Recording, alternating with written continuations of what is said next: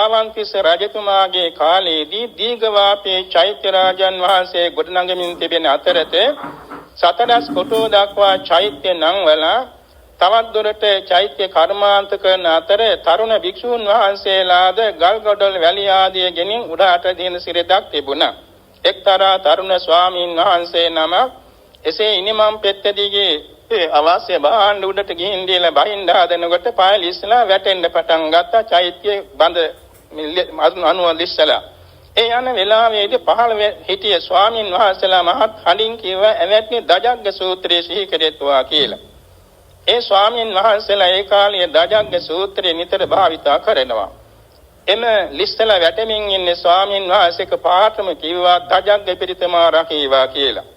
මේ හිතක් පිටක් නැති ගඩොල් දෙකක් චෛත්‍ය ගර්භයෙන් ඉස්සරහට ඇවිල්ලා අර ලිස්සලා වැටෙන ස්වාමීන් වහන්සේගේ දෙපායට ගල් කඩියක් මෙන් ආධාරයට පිහිටියා.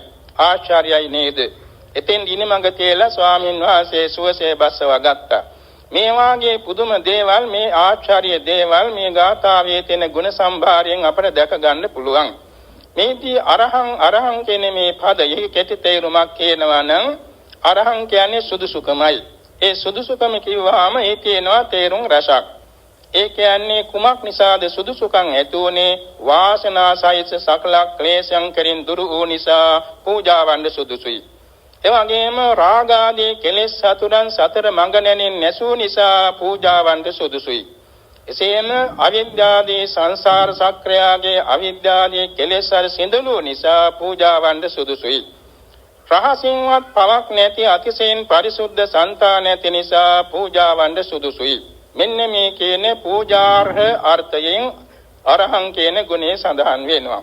එතන සඳහන් වෙන්නේ 1500ක් පමණ මේ ක්ලේශයන් වාසනා සහිතවම ක්ලේශයන් ප්‍රහාණය කළ බව, කෙලෙස් සතුරන් නැසූ බව, සංසාරයේහි තුන් භවයෙහි සැරිසරන මේ සංසාර චක්‍රයේ සිඳලූ බව, එවාගෙම රහසින්වත් පවක් නැති අතිශයින්ම පරිසුද්ධ වූ සංතාන නැති බව නිසා අරහං ගුණේ සඳහන් වෙනවා.